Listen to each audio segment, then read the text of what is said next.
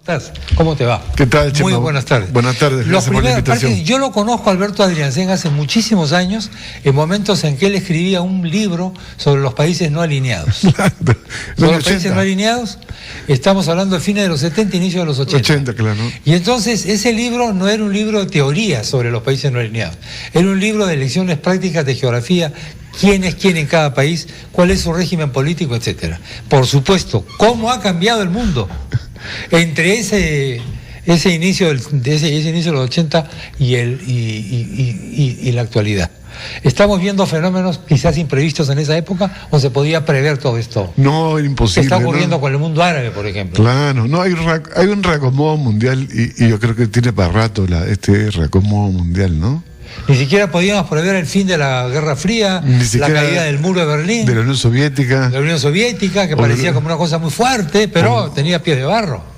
Sí. Bueno, y hoy día o lo de la China, ¿no? Bueno, lo de la China ya te saca de cuadro completamente, viejo. A eso ya. Ni un mago, ni con bola de cristal. El tema de los refugiados. Estamos viviendo unas oleadas de refugiados y de gente que huye de conflictos increíble también. ¿Qué está ocurriendo con esto? ¿Cómo está manejando el mundo, las potencias dominantes? ¿Cómo están manejando el tema? Occidente, ¿cómo lo hace? Yo quisiera decir lo siguiente, o sea, hay que diferenciar lo que son las migraciones. Para que tengan una idea, hay 230 millones de personas migrantes en el mundo. Correcto. ¿No? Por razones económicas, etcétera. Pero el migrante es aquel que sale y puede volver a su país. O sea, el refugiado es aquel que sale y no puede volver porque lo matan. Y que huye de la muerte. Claro. En términos de refugiados, este año se calcula que en el 2015 va a haber 60 millones de refugiados. 60 millones de refugiados. En un mundo supuestamente en paz, ahora, entre comillas. Claro. De esos 60 millones, un poco más de 30 millones son los llamados desplazados dentro de su territorio. Por ejemplo, y los otros, el resto se desplazan fuera del territorio, ¿no es cierto? Fuera que hay una cantidad de millones también que son apátridas, que no figuran en las estadísticas. Entonces está en ACNUR, ¿no? ACNUR es la Agencia de las Naciones Unidas para los refugiados. ¿no? Entonces, estamos hablando de personas que salen por razones sobre todo de guerra, desastres naturales, o ahora último medioambientales, o lo que fuere, y que no pueden volver. Entonces, buscan instalarse en otras sociedades.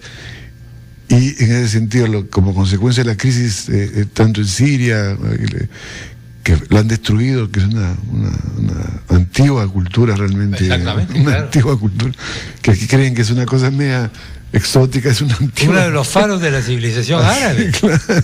De hace muchos centenares de años. Así es, claro, ¿no es cierto? Damasco es una ciudad legendaria, señor, una cultura extraordinaria, mucho más avanzada que las pequeñas ciudades europeas de la época, los pueblos bárbaros. Hay un libro que yo he leído sobre el nacimiento si me permites, de las medidas y qué sé yo, de las cantidades, y comienza con un fragmento de un diario de un árabe, y que dice: mientras más viajo por el norte de Europa, más sonsos encuentro, más o menos más tontos se encuentran, más gente más o menos educada encuentro, gente muy primitiva, más primitiva, más bárbara, ¿no? Claro. Se bañaban, por ejemplo. Se bañaban.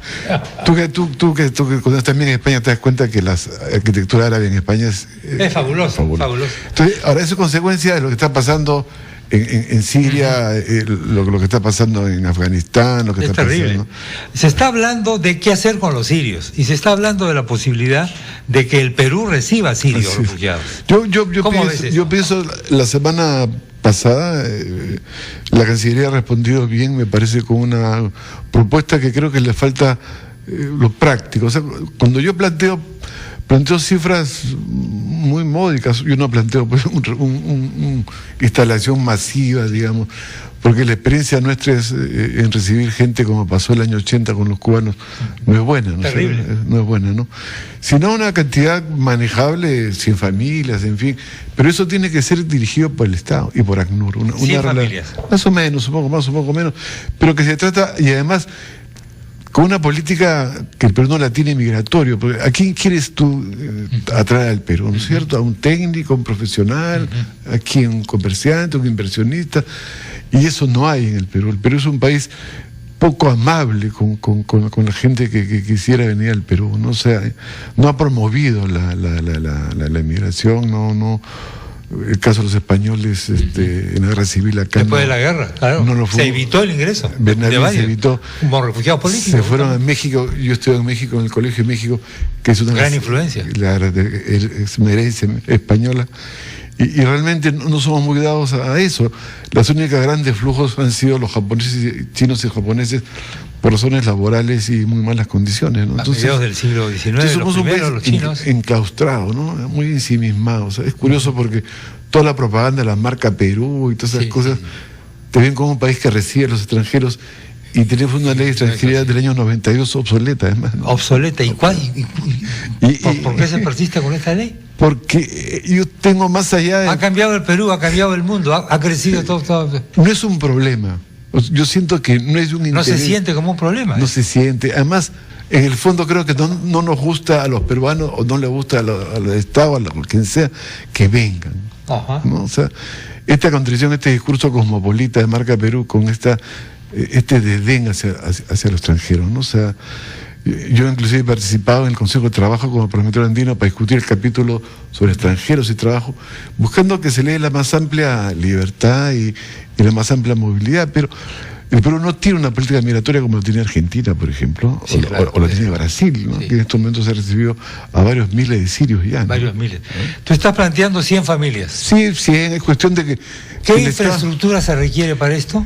Bueno, en primer lugar, el Estado tiene que tomar las tendría que buscar albergues, cómo los ubica socialmente, todo depende de qué cosa quiere traer, pues. Ya. Pues si yo quiero traer niños, busco familias para que los adopten, ¿no es cierto? Sí. Yo ya he recibido algunas propuestas a través del correo, qué sé yo. ¿De gente particular que les puede recibir? Interesada, sí. Claro, como ha ocurrido en otros países también, ¿eh?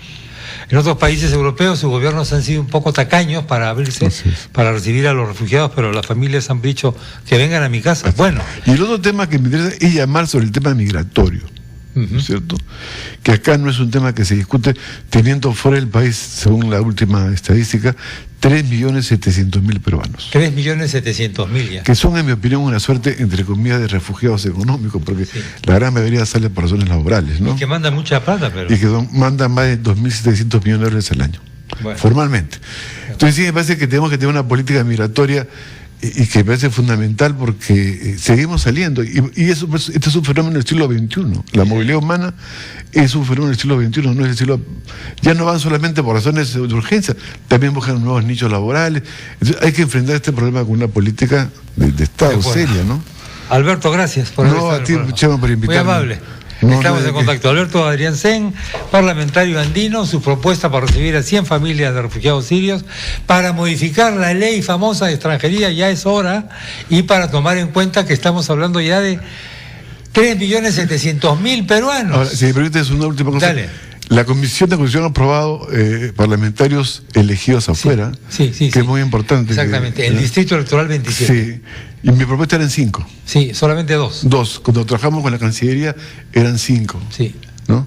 Para que sea más representativo, sí, ¿no? Sí, claro, es un distrito electoral de cerca de 900.000 electores. Pero 2, bueno, es ser algo. Más o menos, ¿no? Mejor que nada, quizás. Mejor que nada. Gracias, Alberto. Alberto Adriancén estuvo con nosotros. Nos vamos rápidamente a la pausa y continuamos. Entra